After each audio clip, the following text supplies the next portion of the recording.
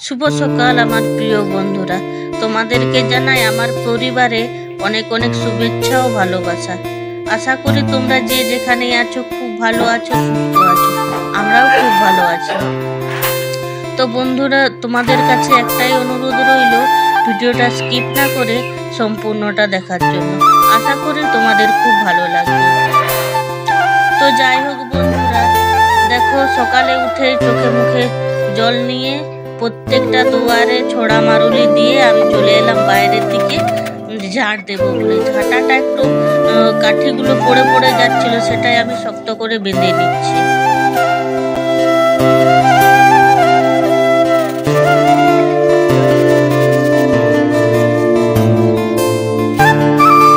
আর আমার গ্যাস শেষ হয়ে গেছে বলে আমি এখন এই ফাঁকাতেই রান্না করছি কয়েকদিন ধরে।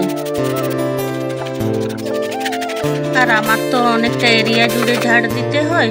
পুরনো বন্ধু যারা আছো তারা হয়তো জানবে, নতুন বন্ধুরা জানবে না। তো দেখো আমার ঝাড়টাও দেওয়া হয়ে গেল।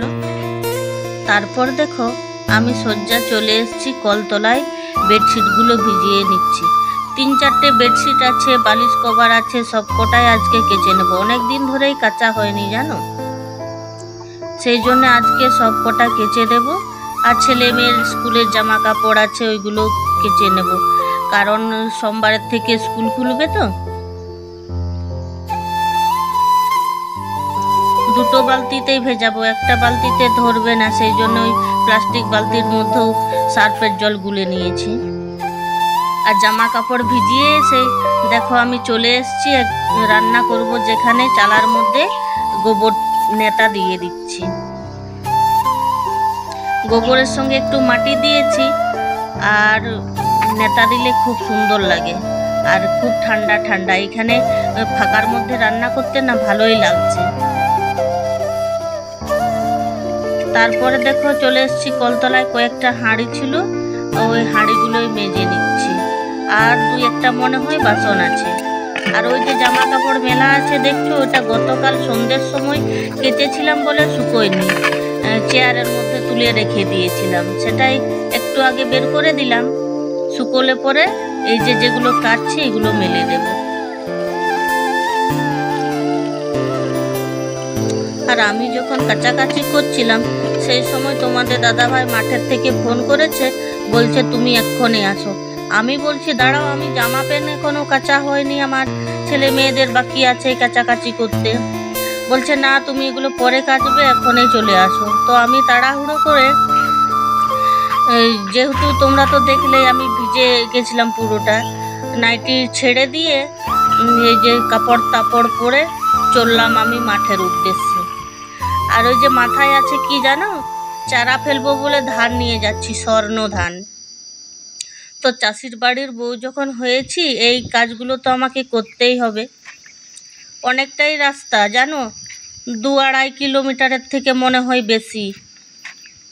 সেই জন্য তোমাদের দাদা ভাইকে বললাম যে তুমি একটু আসো, আমি এত দূর নিয়ে যেতে পারবো না, খুব ভারী, 30 কিলোর মতো ধান আছে। আর এই দেখো ফসলার বিলের মধ্যে দিয়ে হাঁটছি, কি সুন্দর লাগছে গো জানো। দেখো তোমাদের দাদা ভাই অর্ধেকটা রাস্তায় এসে আবার ও মাথায় নিয়ে করে যাচ্ছে, আর ছেলে ছাতা আর কোদাল নিয়ে আগে আগে হাঁটছে। আর এই পুকুরটা না আমাদের মাঠের মাঝে, দেখো কি সুন্দর যে দেখাচ্ছে। এদিকে আসলে মনে হয় মনটা ভরে যায়, আর বাড়ি যাব না। সেই যে অনেকটা দূরে এখনো আমাদের জমি, এখনো পৌঁছায়নি। আর ওই দেখো গরু ছাগল সব মাঠে চড়ছে। তোমাদের দাদা ভাই গরু ছাগলকে ছেড়ে দিয়ে এসেছিল, তারপরে আবার আমি অর্ধেকটা রাস্তা নিয়ে আসলাম, এখন পৌঁছে গেছি জমির কাছে।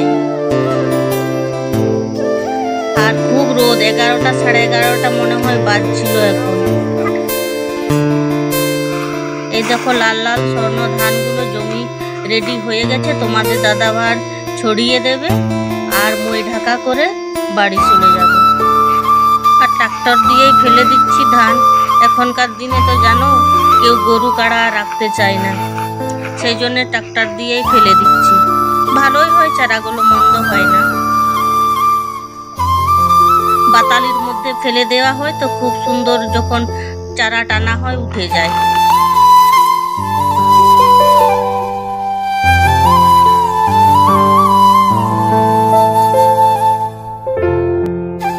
ওই দেখো তোমাদের দাদা ভাই ছড়িয়ে রেডি করে দিল। এখন এই যে ট্রাক্টর দিয়ে আর একবার বেয়ে দেবে, তাহলেই হয়ে গেল চারা ফেলা রেডি।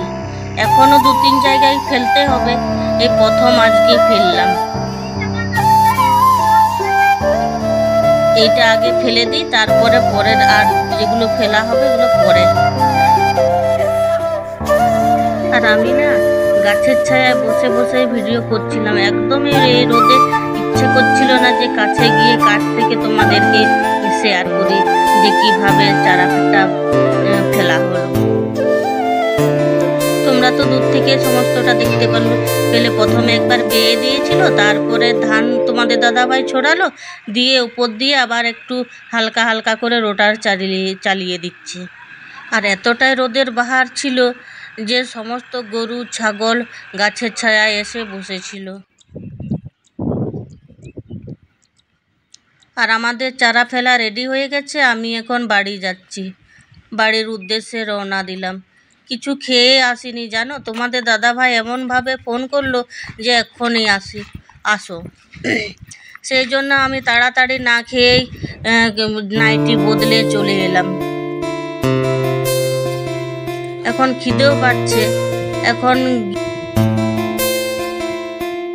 তো বন্ধুরা মাঠ থেকে ঘর চলে এসেছি, এসে করে দেখছি সমস্ত বেডশিট গুলো শুকিয়ে গেছে।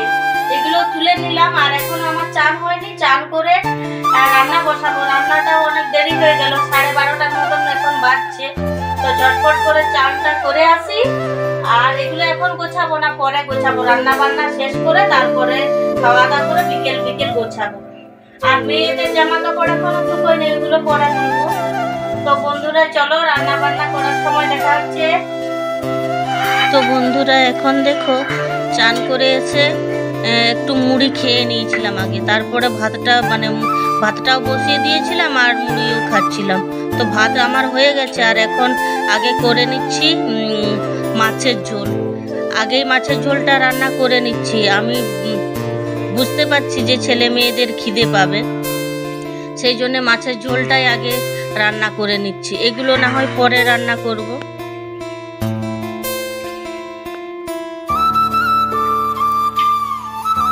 দেখো আমার মাছের ঝোলটাও প্রায় রেডি হয়ে আসছে। তো বন্ধুরা মাঠ থেকে এসে মাথা ভিজিয়ে চান করলাম, খুব ভালো লাগছে। আর এখন তো খুব রোদ, ওই দেখো কত রোদ। আর আমাদের পেছনেই কিন্তু তোমাদের দাদা ভাই ছাগল গরু নিয়ে চলে এসেছিল। এই দেখো ছেলে মেয়েকে আগেই বেড়ে দিচ্ছি। ওর ছেলে থালা নিয়ে চলে এসছে, বলছে মা আমাকে খাবারটা দিয়ে দাও। ওই দেখো ছেলে মেয়ে দুজনে আগে খেয়ে নেবে। ভাগ্যিস আমি এই বুদ্ধি করে আগেই তরকারিটা নামিয়ে নিয়েছিলাম বলে মাছের ঝোল ওদের খাওয়াটা হয়ে গেল। আর এদিকে আমি বসাচ্ছি আর একটা তরকারি। তো বন্ধুরা তখন রান্না করার সময় তো তাড়াহুড়ো করে রান্না করছিলাম, সেই জন্য তোমাদেরকে দেখাতেই পারিনি কী সব রান্না করলাম। এই যে দেখো আলু দিয়ে মাছের ঝোল, আর এইটা হলো 5 মেশালি শাক, আর এইখানে আছে আলু আর কুমড়োর ডগা দিয়ে একটা চচ্চড়ি। আর এই যে হলো বন্ধুরা আমার খাবার খেতে দেরি হলো, রান্না করার সময় যে বাসনগুলো বেরিয়েছিল সেগুলো সমস্ত মাজা ঘষা করে তারপরে খাবার খেতে এলাম, সেই জন্য আমার দেরি হলো খাবার খেতে। আর সবাই ছেলে মেয়ে তো আগে খেয়ে নিয়েছো, দেখেছো। আর তোমাদের দাদা ভাইও আগে খেয়ে নিয়েছে, আমি এই পড়ে আছি খাবার খেতে। তো বন্ধুরা চলো খাবারটা খেয়ে নিই তারপর। তো বন্ধুরা ভিডিওটা আজকে আমি এখানেই শেষ করছি। তোমরা খুব ভালো থাকো।